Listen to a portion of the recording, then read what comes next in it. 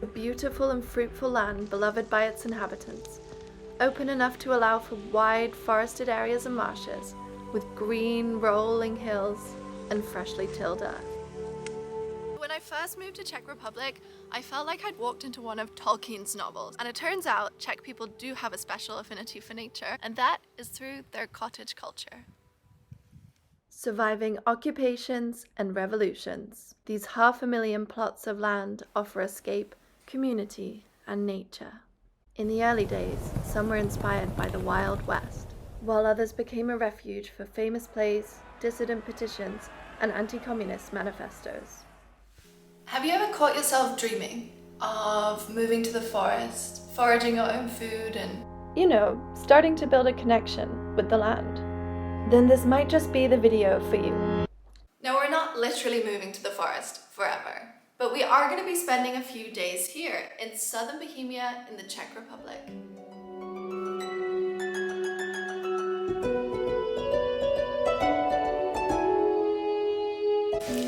So, I think we have everything.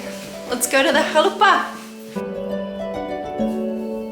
And I hope this trip will be a chance to reconnect with nature outside of the city.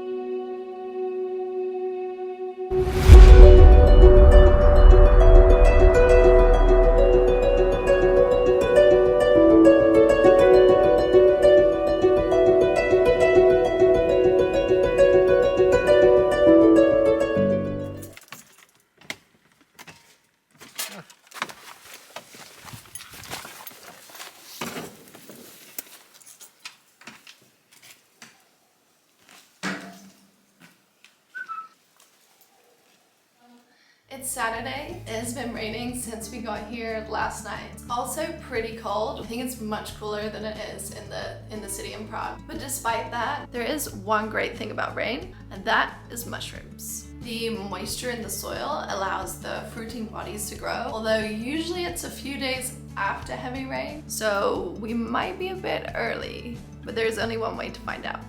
Let's go.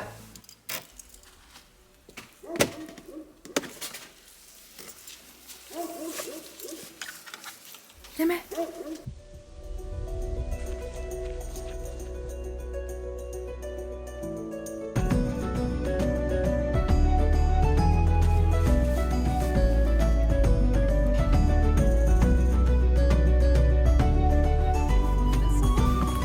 I'm not sure.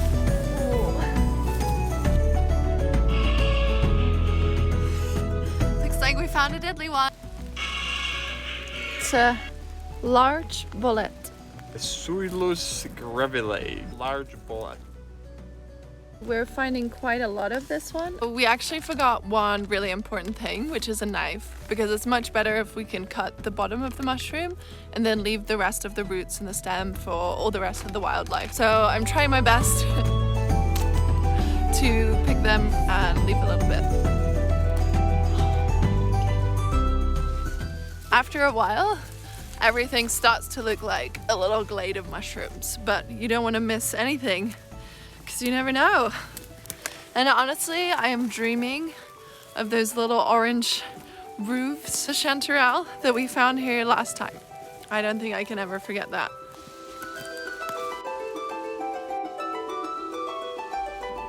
For some, foraging is like a hunt, as the mushrooms camouflage themselves in soil and bark or protect themselves with poison. To me, it feels like pure joy.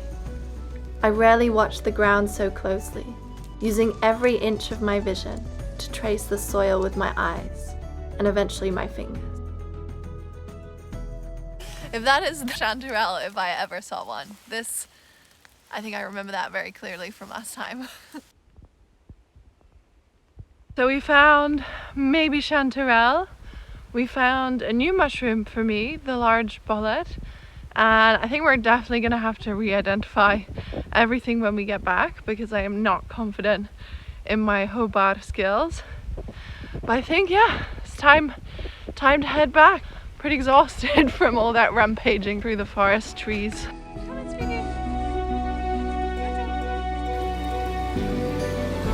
To go home! Yeah! Let's go!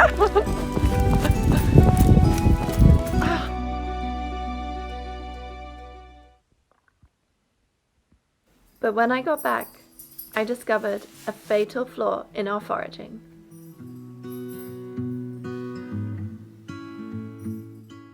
Millions of years ago, fungi helped plants colonize the land and became their root systems. This continued until the plants evolved roots of their own, yet these fungal bodies remain a support system for over 90% of plants today. While our minds had been glued to the forest floor, the trees could have told us which mushrooms we might have. Like me.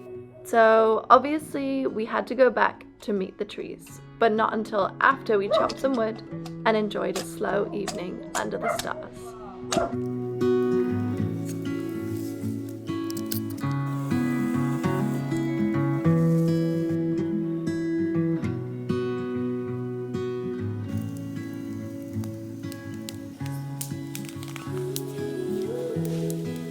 I'll go get some wine.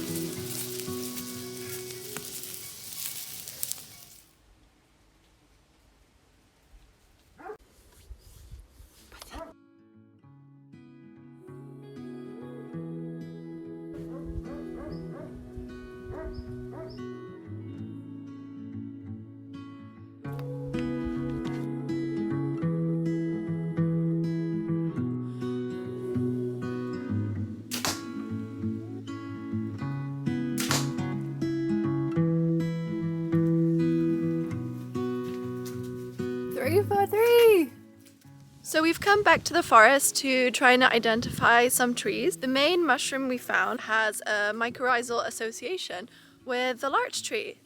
We're gonna go a little further into the forest and see if we can tell our pine from our larch. Larch and pine are both coniferous trees, which means usually they would keep their leaves or their needles throughout the winter. The interesting thing about larch is that they actually drop their needles. It seems pretty clear that there definitely is some larch here. You can see the needles that have been falling already, and it's only in September. And then we've also got some pine here as well.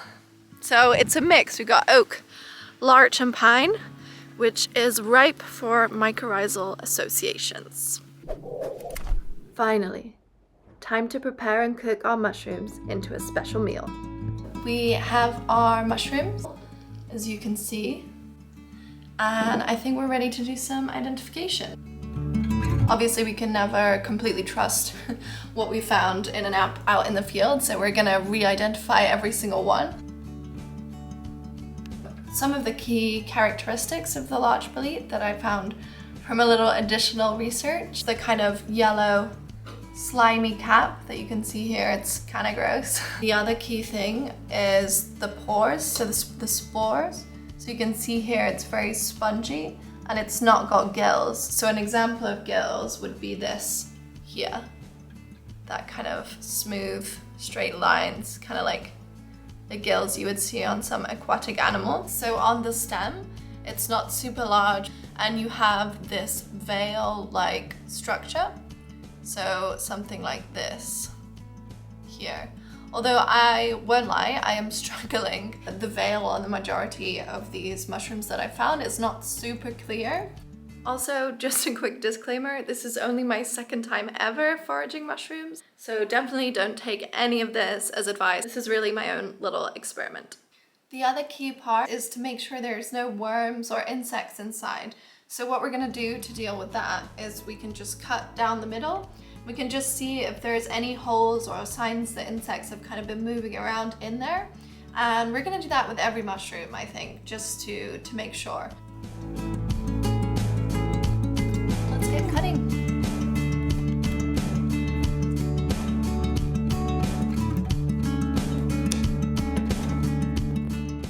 Another thing that I have just found out is that with the bolete, they're mostly water, so they're not the best cooked fresh, but we will give it a go today.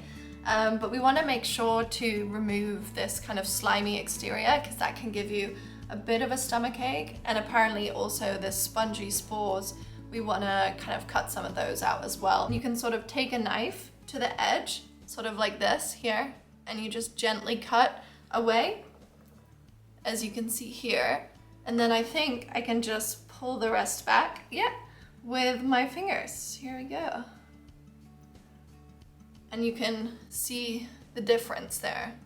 So we really open up that spongy yellow mushroom inside rather than that slimy exterior.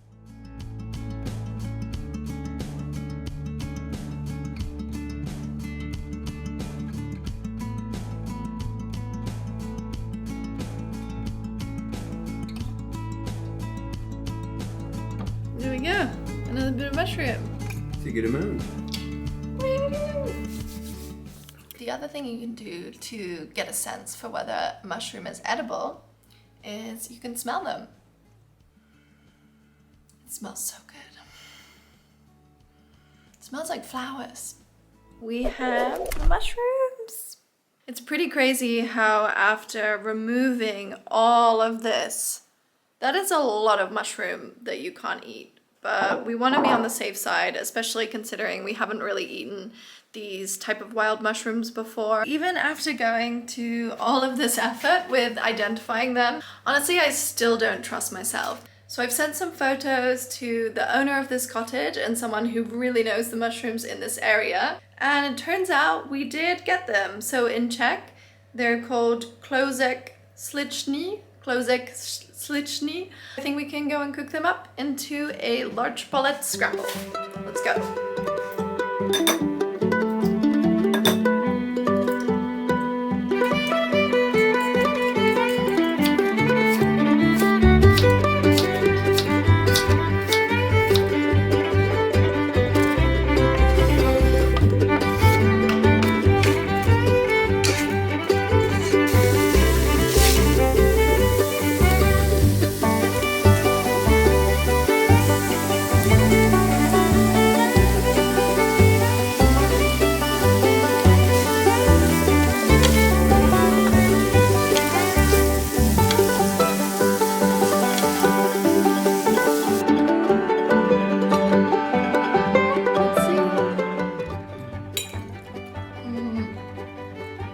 The cumin, I think, was a really good idea.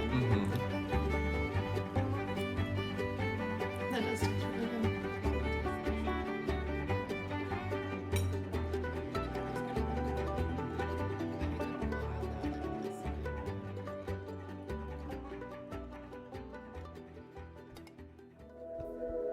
In his book, Sheldrake also said that when we let go of our expectations, we have to fall back on our senses, and this allows us to see things as they are. This is what it felt like foraging, being guided by our full peripheral vision as the golden leaves called out like mushrooms. It seemed as though you're meant to go off trail and follow the path carved out by your body, like one of the other animals in the forest.